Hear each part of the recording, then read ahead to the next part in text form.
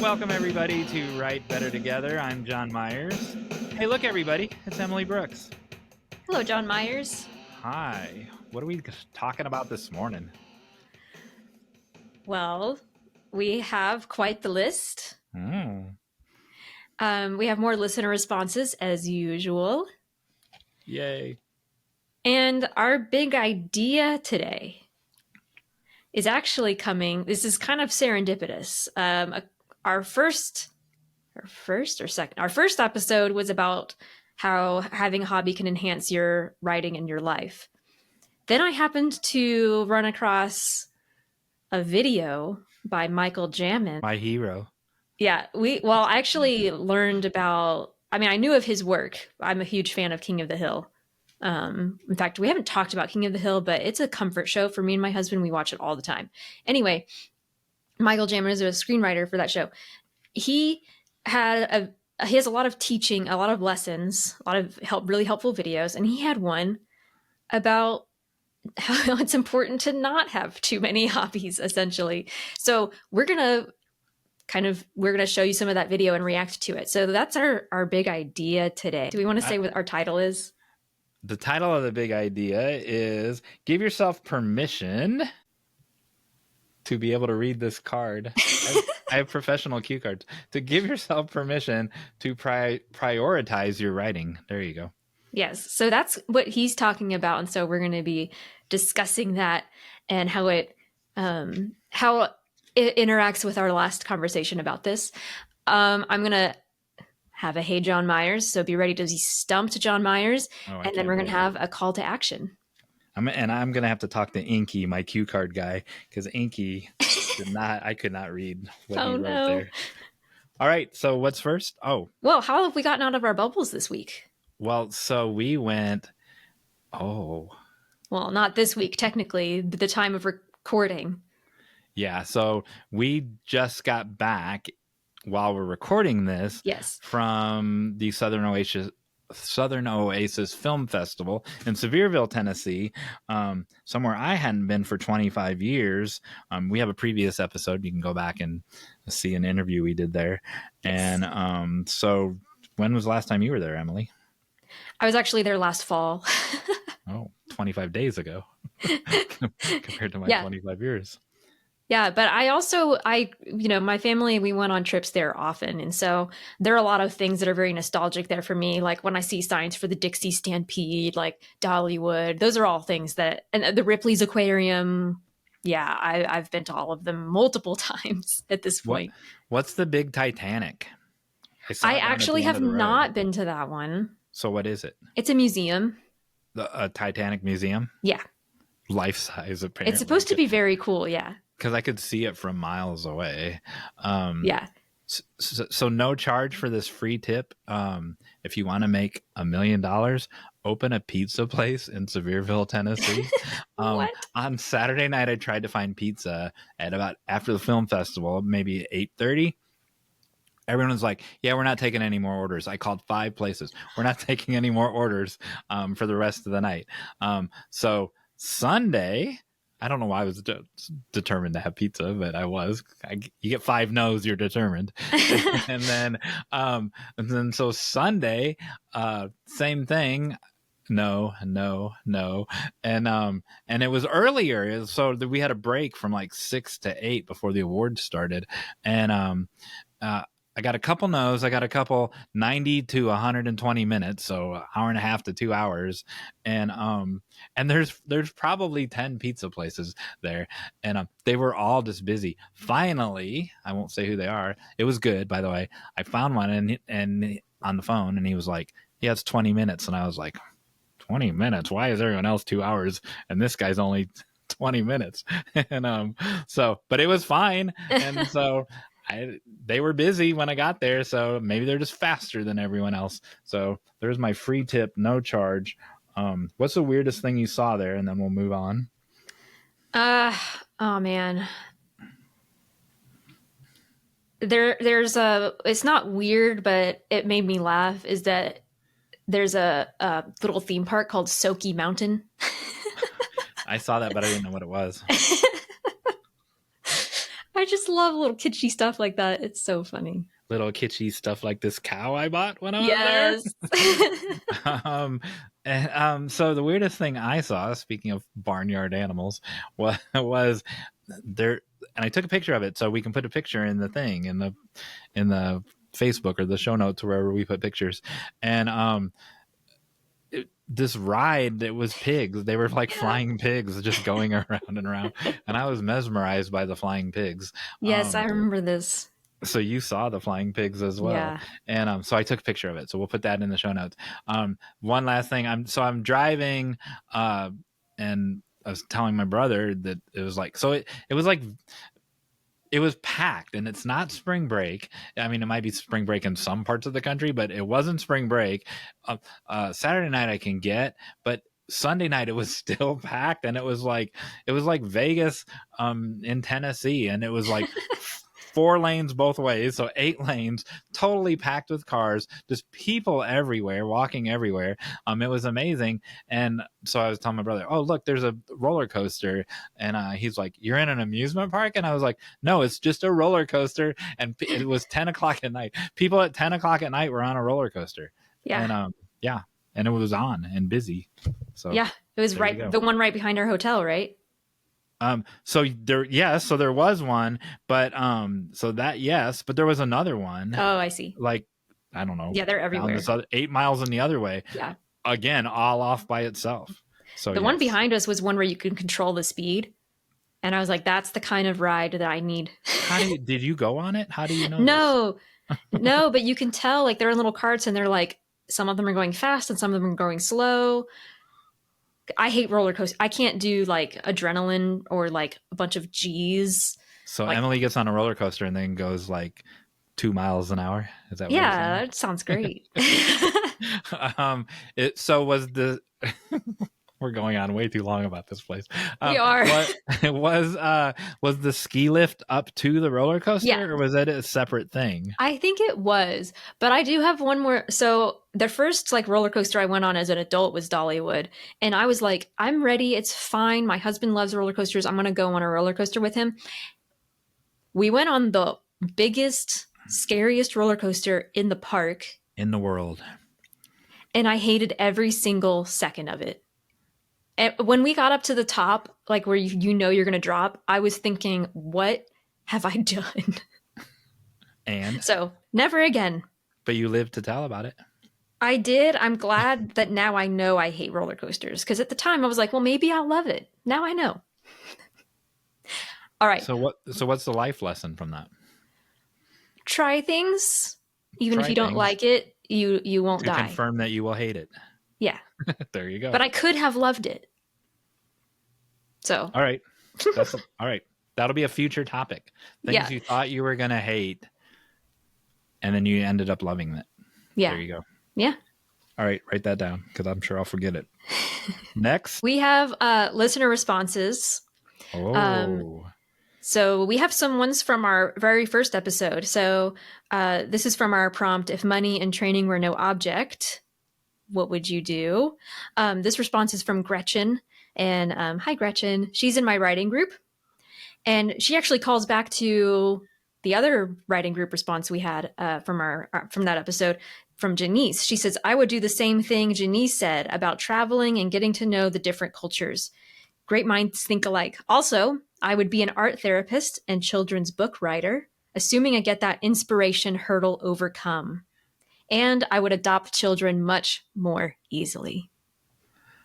One of our other listeners, viewers, I think he has 3 self-published novels, but he's in the middle of writing a children's book. And that was, he didn't answer this question, but that was what I was, I don't know him, but he was talking to me, he messaged me and he was talking to me.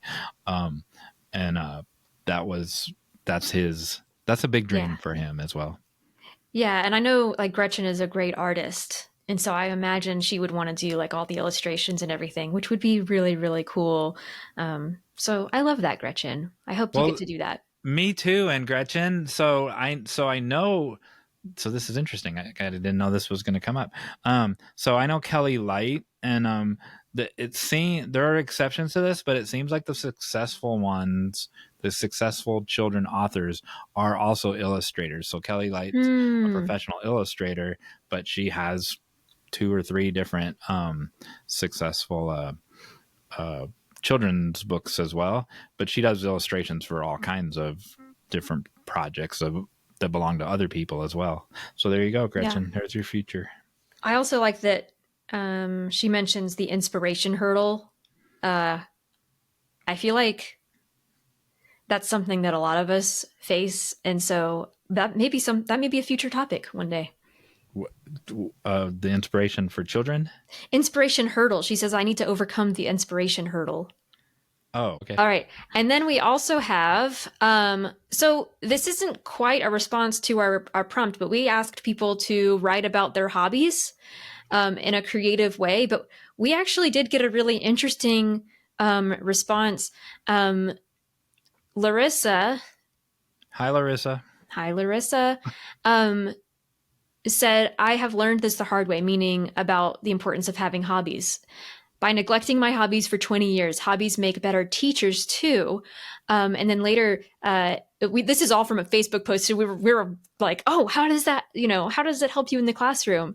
And she says, sometimes it's a magic key that unlocks the kids who resist every other attempt to engage them. Today, it was dogs and the etymology nerd. Another day, it is binging Shameless because a student told me about it. So she's using hobbies as or extra, things she's interested in to actually engage her students and bring them out of their shell a little bit, which I think is awesome. So Larissa, I went to grad school with Larissa. You overlapped her in grad school, and she teaches middle school students. And she always has, like, if you're like, I need an app to do this, or I need this piece of technology to do this, she'll give you 25 different options, right? She knows all of the latest teaching tools that you could ever possibly need. And she just got her MFA. By the time you hear this, she will have had it for a while. And she passed her thesis defense. Her thesis is a novel, and that's all I know about it. About a awesome murder. It's about a murder. I know. Well, that. Congratulations, Larissa. Okay, now time for controversy. Not really. We're going to show you bits of Michael Jamin. This is from his video, How Do You Pursue a Creative Writing Career with a 9-to-5 Job? And I will interject here. I am a huge Michael Jamin fan. And that's how I learned about him, yeah. So, really? Yeah, well, good. I mean, I knew his name because it comes up on everything, but I didn't know that he was teaching. Just Shoot Me and Tacoma FD and Marin, and like he knows story inside out, inside and out, and he agrees with me on story. So that it's rare that people go on and off about all the different directions about what story is, but what Jamin says is story is what I've said for forever, what story was. So if there's going to be controversy, I need to leave. I need to recuse myself. No, it's not controversy. I was kidding. It is. We're going to have a conversation about do we need hobbies? Because we talked about that before. We said that we do, but what you're going to hear from Michael Jamin is a different perspective. So we're going to hear just a little bit at a time. What'd you say? I said I can't wait. Oh, good. All right, we're going to start here. But I've always been very hyper-focused and self-motivated and driven. I'm not a well-rounded person. People often ask me, what are your hobbies? What else do you do? To be honest, my profession is writing and my pastime is also writing. That's what this is. It's my passion project, the Paper Orchestra. It's what I'm touring with. Can I say something? Yeah, you can say something. So in the episode where we talked about hobbies, you're like, we were over and you're like, you never did tell me your hobby. Yeah. What hobby? I'm like, I'm a writer. That's why I thought of this. I stumbled upon this video by accident, by the way. And he said that it was just playing in the background. And he said that I was like, that's John Myers. and I felt all this pressure, like, oh no, I have to have a hobby now. Yeah. And but I mean, I watch webinars about writing. I practice writing. I I write in my notebook if something out in the real world inspires me. They're like, oh, that's gonna make a good scene someday.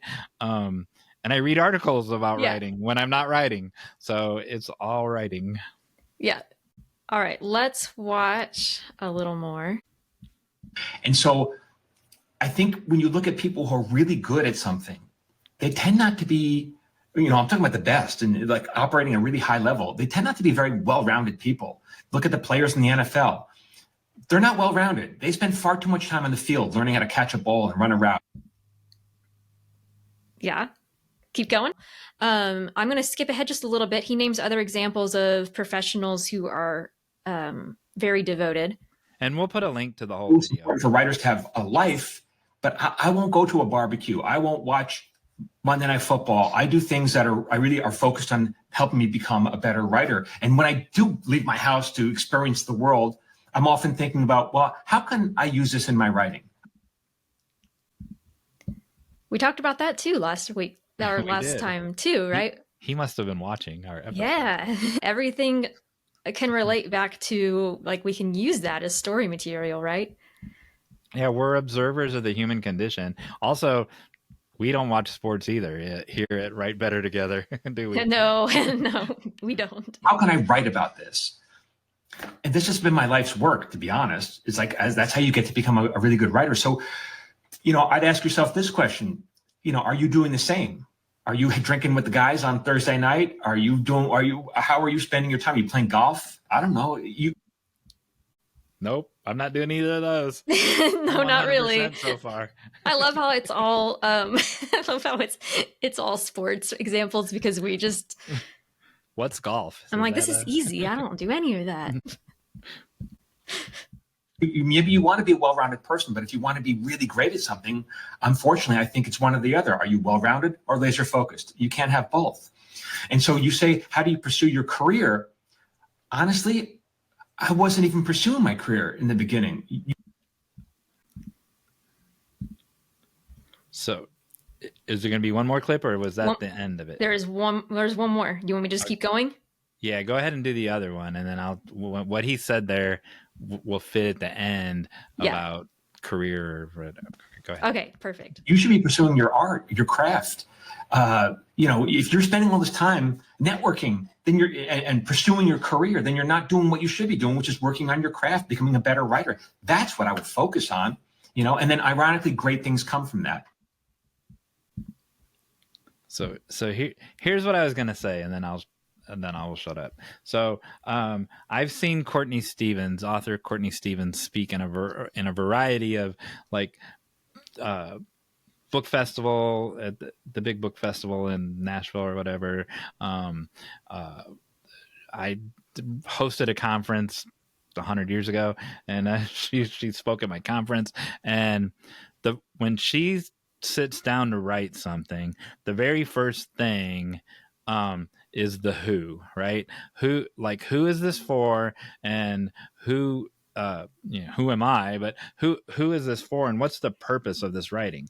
And so the who always matters. So I'll give Jesus as an example, right? So his miracles matter, his words mattered, but if it wasn't him, it wouldn't have mattered. I'll use Einstein for an example, right?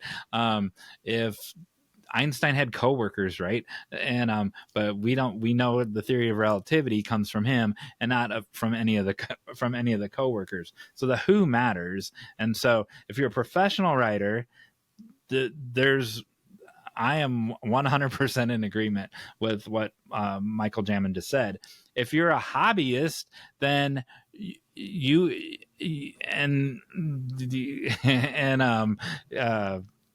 but you still write. Like, there are hobbyists who write every day, and not. The reason I'm being hesitant is because I'm using the word hobby in two different ways, right? And so if you're a hobbyist writer, if you write for yourself, and then you're out on the golf course or you're off on the things, you will have things to come back and to write about, and that who's the end consumer, who the end consumer is isn't as important because you're important, but it's a different kind of writing, and it's you're the end consumer is my big long convoluted way of saying it. All right, go ahead. So essentially, like, when I hear this advice, first of all, I think it's a very good advice because it's showing he's an example of someone who is just 100% committed to his craft, and that shows. And it shows when you think about, who are the best of the best. Those are people who they give the majority of their time towards developing whatever it is that they do. Where I feel like I wrestle with this is that the kind of life I want to live is not one where I'm working all the time. And and when I say work, I'm not just talking about like even working for money, but even working on my craft. These are things that I love to do. So I'm not using work as a negative term. I'm using it as something that I believe, like, here on earth, like, our work is extremely important and something that should be fulfilling and should give us life. But even then, I like to go bird watching, and I like to knit, and I like to go out with friends, and I like to go see movies. I like to spend time with my husband. I like to go for walks. Like, and I know that Michael Jamin isn't just sitting at his desk all day. I'm assuming, but for me, when I think of what I want my life to look like, I want it to be well-rounded, right? And I know that that is a sacrifice to my art. That means that I may not ever be as excellent as I can be, but that's a choice that I'm making because of what I think is going to help me live a fulfilling life. And so it's all subjective, essentially, right? What are your thoughts on that? So yes, I agree with that as well. Where there's an overlap in the Venn diagram, Yeah. however, and that those things that you said, like your bird watching and your knitting, and those, they impact your writing For sure. And the people that you talked about bird watching in a previous episode, the people with the binoculars that you walk by, that community impacts your writing. And so I don't think it's I think it's more of a distinction than a controversy. Michael Jamin has a new book of memoirs out, and it's brilliant, and it'll be available in our bookshop, right? Yeah. And so, or you can go through his website and get an autograph copy. And oh, nice. Yeah, and but they're all stories from his real life, and they're not stories of him sitting at a computer and typing. They're stories about his first dance lesson, or his first how he was the least prepared to go through the pandemic, even though he was a person that had N95 mask, and he had water, and he was one of those people that was always prepared for an emergency, but he was least likely to be prepared for the emergency because of his personality. And so he writes about that. And so those are all real life things that make his stories they're funny, but they're also very poignant, and you'll cry some as well. And that's why, because those real life moments are in those writings. And you could tell and I don't know exactly what he worked on in King of the Hill, but it is a show that is built around, you can tell that every single thing that happened, somebody experienced. You know what I mean? Like, you go, oh, that happened to somebody. Yeah, in a writer's room, that'll happen where so you know how we start an episode with host chat, right? And right. a lot of podcasters start with host chat. I know enough people, as someone that's not been that's worked, I've been to them, but I've not worked in one. I know enough people who have worked in them. The beginning of your day is that you're telling stories and stuff. You're telling what happened since the last time I saw you on Friday. Yeah. And, it's the writer room version of host chat. Yeah. And there's a purpose to that, right? Because those stories become they become in a different version, a scene in this episode or a Right. scene in that episode.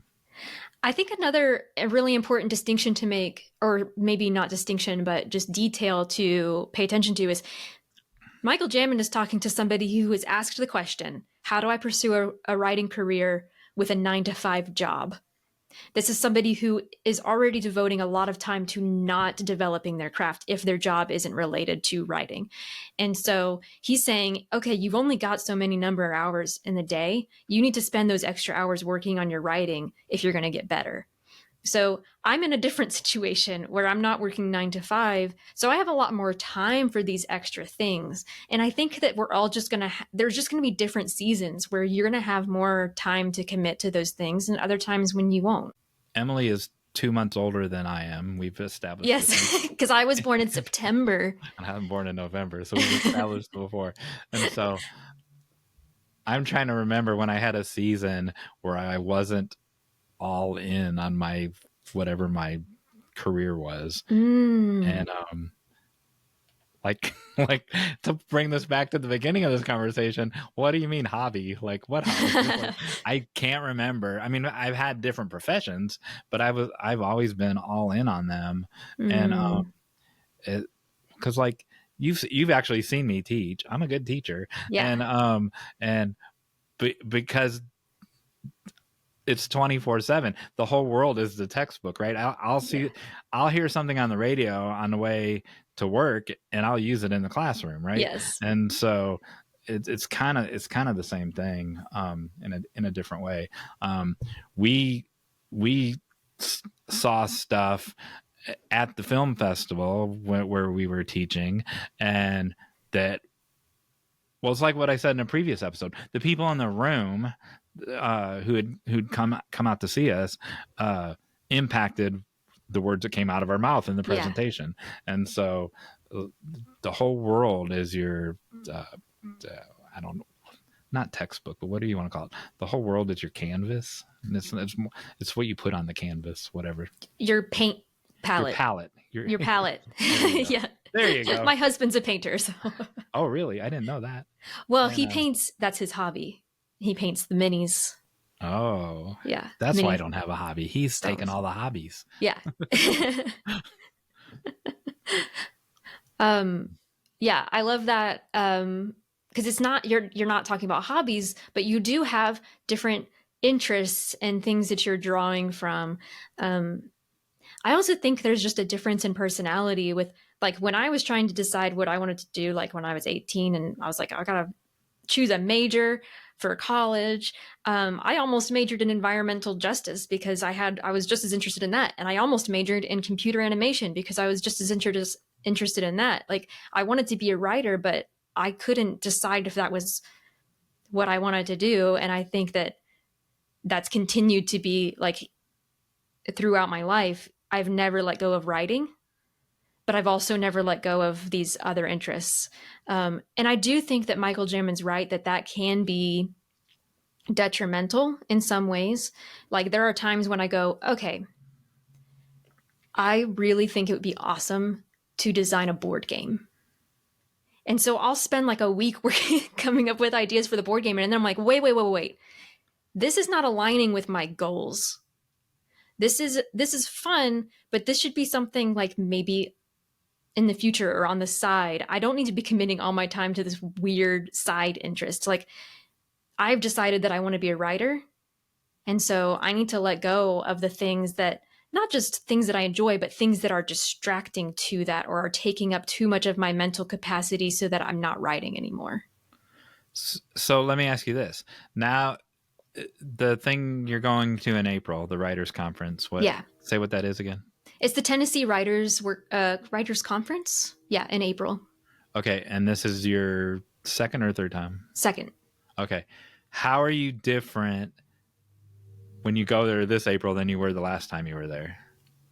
I have a better book. How are you different in your life, prioritizing things? Out of your bubble, how are you different? Well, I'm doing this podcast. And I mean, that's huge. I'm really getting better about, like, I have a writing group. That's huge. I'm letting people read my writing and giving me feedback. So yeah, I would say I'm much more out of my bubble than I was then.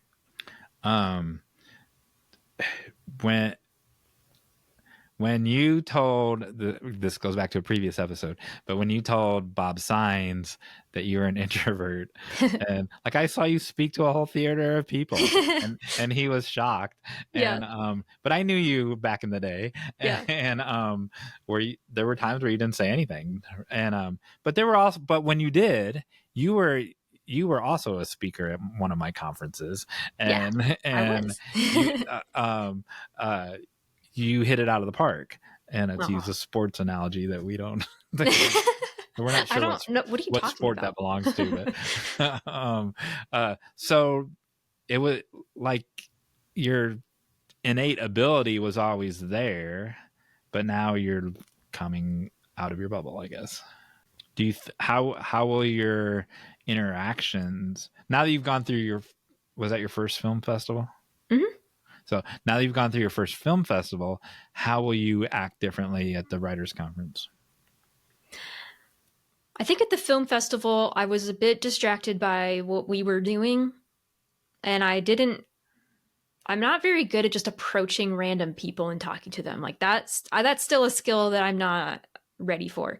But I want to get better about just like, if I sit next to somebody going, hey, how are you? What do you write? And I actually was a little better about that at Gen Con as well last summer. But even then, like I would like to be better about approaching strangers. Tell the people what Gen Con was. So Gen Con it's a board game convention, but it actually hosts the Writing Symposium, which is a big workshop for science fiction, fantasy, and other genre writers. And then I've held this up in a previous episode, Bill Idleson's writing class. Yes, that's also in our bookshop. I would say, is this in our bookshop? Yep. And we're not just here to sell books, but these conversations. We just want you to know where you can find it. Turn into these things. And his other one is called that I have. This is kind of inside. It's called One for the Dough, and it's over there, and I'm not going to get up and get it, but I can see it. And so we mentioned this before, but therapy, or as he would say, psychoanalysis, is important. And talk about that a little bit in terms of when you're out of the, like, how it's impacted your ability to get out of the bubble, or how you act differently when you're out of the bubble, when you're at a festival or a conference. All right. I'm waiting for you to tie this back into our topic because I don't know where we're going with this. Okay, go ahead. Answer my question. Okay. So how does therapy help me get out of my bubble? Correct. No, how are you when you're at a festival or a conference? How has therapy helped your interactions? What you were just talking about when you're sitting next to a person that. So one of the things that has been really helpful for me is knowing that I can do anything for a certain amount of time. Like I'm an introvert. And so like at the end of the film festival, I was like, all right, that was my capacity. I'm ready to go home and chill. But I know that when I'm there, I go, okay, right now is the time for me to be social. And then later I get to go back to the hotel room and I get to decompress, and that's fine. So it's kind of like a mental trick of just saying, I can do this now and it's not going to last forever. And also, I talked about this a little bit in our interview with Bob Sines, but I talked about being comfortable with making mistakes and just like, okay, so I did something a little awkward. It's fine. Nobody's going to think about it after this. Right. And we do that. We do this on this show all the time. Yeah. It's authentic. It's who we are. People make mistakes. There's no wrong answers. We tell that when we give a call to action. There's no wrong answers. The way that it ties into all of that is if you don't have the full rounded life, you wouldn't have had therapy, right? And so if everything, when Michael Jamin was saying everything that you do outside of your writing still impacts your writing, or you use it when you do get out into the world and you use it in your writing, I think therapy is helpful in that, and it impacts your writing, and it impacts your ability to be part of the writer community and to be part of your networking. I think it impacts all of that, and that's part of being a well-rounded person. Okay, yeah. So this kind of goes back to our topic from a couple episodes ago of how everything leads up to right now. So, yeah, all of those, like being able to go to the writers' conference came from me being able to like go to college and being given assignments where I had to speak in front of the class, or somebody like a stranger talking to me in the class and asking me to hang out afterwards, and me being like actually deciding that I would do that. So yeah, everything kind of builds up to what you're able to do now. I agree 100%. Final thoughts on this topic? I'm really curious everybody else's thoughts on this topic. I feel like we could keep going on and on about it. I think it's going to be subjective of how much time you really want to commit to writing. Is it a hobby for you? Is it something like you want it to be your primary career? Is it, do you want to be, who was the woman who wrote To Kill a Mockingbird? Do you want to be her and write one really good book? Lee. Thank you, Harper Lee. Do you want to write one really good book and call it a day? Like, there's so many different ways of being an artist, and there's no pressure to choose one path. Like, we don't all have to be, Brandon Sanderson or whatever. Like, you can choose your own path. They can't all be me. I want them all to be me. Like, be so much easier in my world. I don't know. Hey, John next. Myers. Oh no, this. I said I don't know what's next, and because Inky did such a bad job on my. I love that I get to surprise you every time because you forget that it's coming. Yeah. Okay, I'm ready. All right, I have another weird word for you. Oh, so all I have to do. This is my easiest one. All I have to do is know the meaning of this word. No, I'm just, you know how last time I had a weird word? Well, yeah, actually, if you know the meaning of this word, then yeah, you know what it is. Do you know, have you ever heard of kintsugi? No. You look so disappointed. Are you like, is it English? No, it is Japanese. Dude, I speak no other languages. I know like 5 Hebrew words, 10 French words, and that's about it. So I actually did. Well, you might know about it because I knew about it, but I didn't know what it was called, and I had to like look it up and remember what it was called. So essentially, it is a Japanese practice of repairing pottery. So when a dish or a vase or something like that breaks, instead of sweeping it into the bin, you actually make something beautiful out of it by mending it with gold. And I'll share an image here. And it actually makes it, in a way, more beautiful than it was before. Can I have half a point because I know about this process? I just didn't. All right, so I didn't stump you this time. I stumped you on the word, but I didn't stump you on the process. Yeah, I didn't know that's what it was called. Yeah. And so it's an example. Here's how I know about it. It's an example of where the broken thing actually has more value than the whole thing.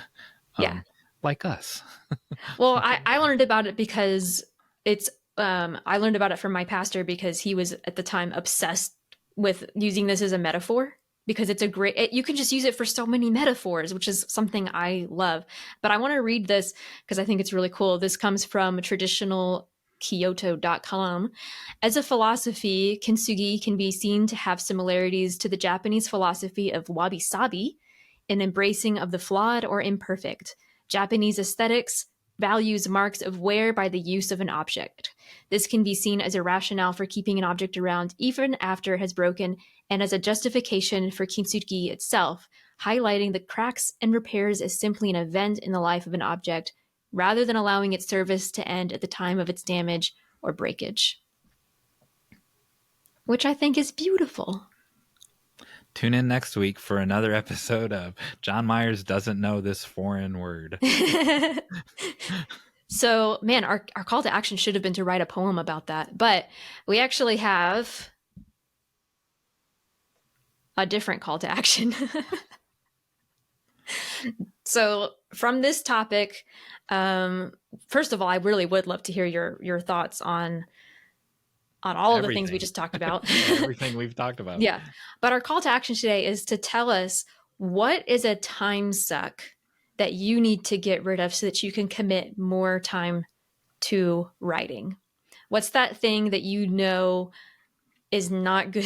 It's not good for you, or you are devoting too much time and not children. It's children. Neither one of us have children, but that's everyone's time suck. When you're trying to have a meeting, right? Oh, I can't. Sally has hockey, or Charlie has ballet practice, or whatever the thing is. Like, you have to schedule around everyone's children's activities. They're the biggest time suck ever. There you go. There's your answer. We don't need your answers, people. That's the answer. It's children. It is true. Children are a blessing. And our identities can't always just be in our writing sometimes. So what is that thing? What's a time suck that you need to and can get rid of legally, John Myers? I didn't say get rid of them. I just said they were a time suck. And I don't want to go off on this tangent. I would love a child. So, Aww. and so there you go. And, yes. I would love to have a baby around the house and make a bunch of noise. Aww. So go ahead. That's very sweet. All right. Send us that to, you can respond at writebettertogether.com under this episode.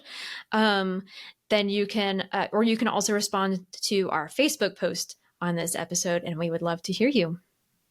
I would also need a nanny, though, because I've heard children are a giant. I was watching this podcast and they said children were a giant time suck. So yeah. My wants and my actual reality are two different things. Well, what's next? Well, you lost something. Oh, that's what's next? We're at the end. That is the artificial mystery bag that's rattling right there. And because I've lost the mystery bag. I didn't think of this when we were talking about this episode. Did you take the mystery bag from Tennessee? No, I did not. Did you hide it? I'm not that conniving. Maybe it was right. Bob. Bob took the mystery bag. I think I had it after we left Sevierville, but the mystery bag, there's a second mystery now because it's missing. All right. I hadn't even thought of, oh man. But he found a way. I found a virtual way. It'll still work. It's the same thing. So the mystery bag has 100 tiles. 2 of them are blank, and Emily gets to pick which letter is in the that I pull out of the mystery bag. However, the virtual one doesn't have points. Oh, come on. You know how it has the letter and then a C is worth 4 points or whatever. I'm not going to guess it anyway. Not with that kind of attitude, you're not. All right, here we go. That's what my husband would say. Shaking the fake mystery bag, and then I will draw a tile. Ooh, it popped up automatically. Okay. Perfect. Okay, my guess is S. Wouldn't it be exciting if she got this? The first time as a virtual thing? I can't see it. Where is it? There it is. Oh. It's an I. Didn't we have an I last time? I don't know. Viewers at home that pay attention to this kind of thing, how many times have we ever drawn an I before? And wow. What is the I don't know the point value of an I. So put in the comments below what a point value to the I is. Do I get negative points? Is that, I mean, I get negative points because I lost the mystery bag. All right. And so I think this was another excellent example of our tagline, Yes. don't you? Because I do. Because we couldn't have done it. We couldn't have done without you. There you go.